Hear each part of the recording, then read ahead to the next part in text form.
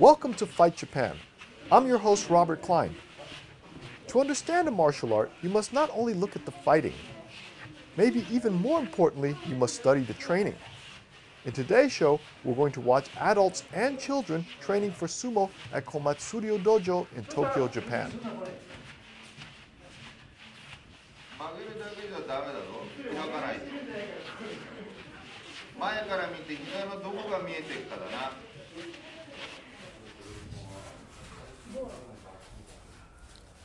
This first exercise is called suriashi. This trains the rikishi, or sumo fighter, on how to keep their center of gravity low and how to move without lifting their feet.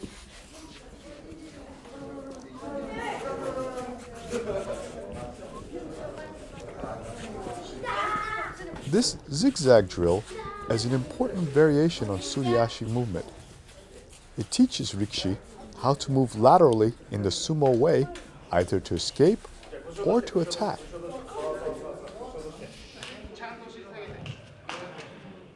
This leg raise exercise is called shiko.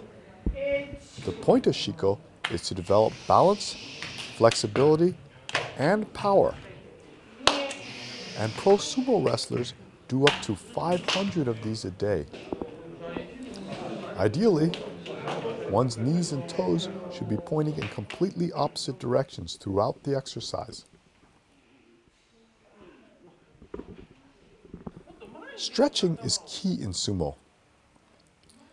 It is important to have a lot of flexibility so that you do not look like me here when you do your shiko.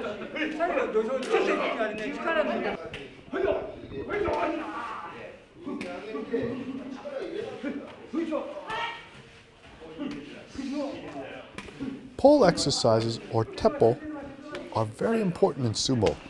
They strengthen the arms for the striking and pushing that are central to sumo attacks. They also coordinate arm, leg, hand, and foot motions.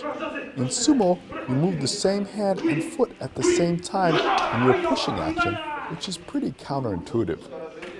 Traditionally, these poles come from old Shinto temples, and they are believed to have important spiritual powers.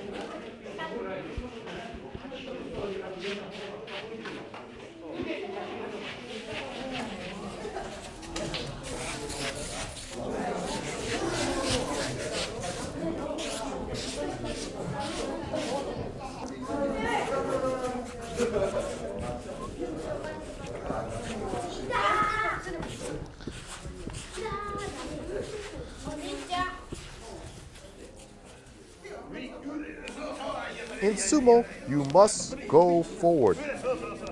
Here, this little guy is learning to push.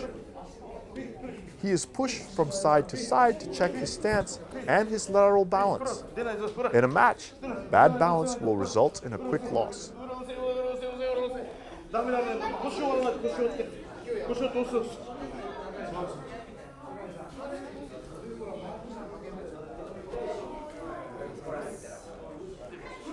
Here, an elderly gentleman begins his shiko.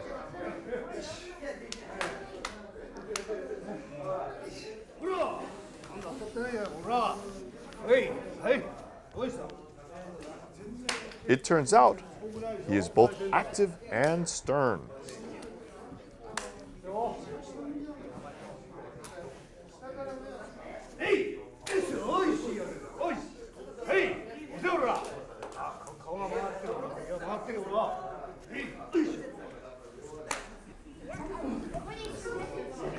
In sumo, when not in the ring, you must train. Here, a pack of tiny fellows are training and learning about the pecking order at the same time. The older guys are insisting they walk behind them.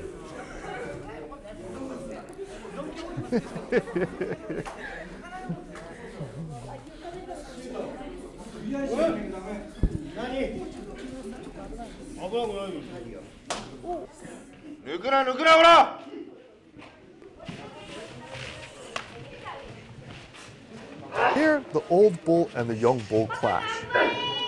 The old bull loses, but he is still in the game.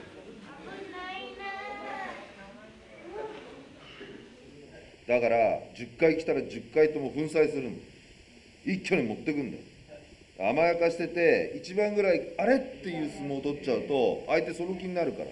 だからそうじゃない、もう絶対俺には通じねえんだぞっていうのを見せなくちゃ。 This boy is doing shiko.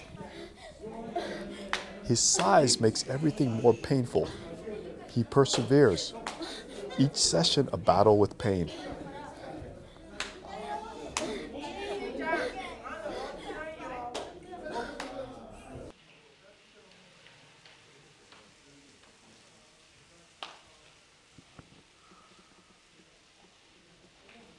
Each dojo seems to have one person that truly stands out. In my mind, it's this boy. His name is Takashi Sato, and he is only 12 years old. He has size, he has technique, and tremendous sensitivity. He has heart, but as you see, he lacks conditioning. Every day, he must struggle through the pain. Here, he is getting pushed hard. The older guys feel for him to be great, he must get conditioning, and for that, he must push well beyond his pain threshold.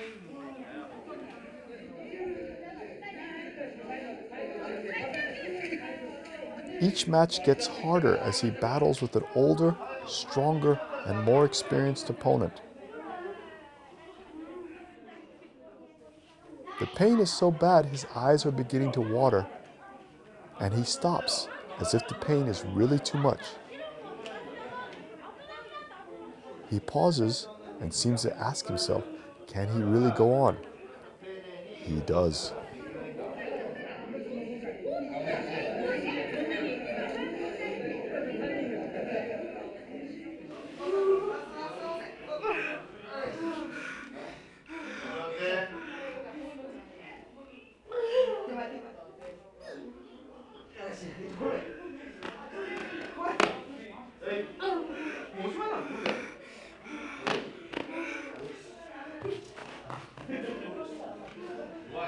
It is said you can understand people's character by watching how they cope with their shortcomings.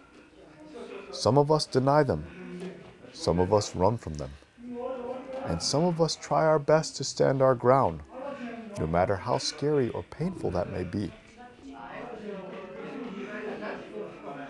They say the path to greatness is paved with tears.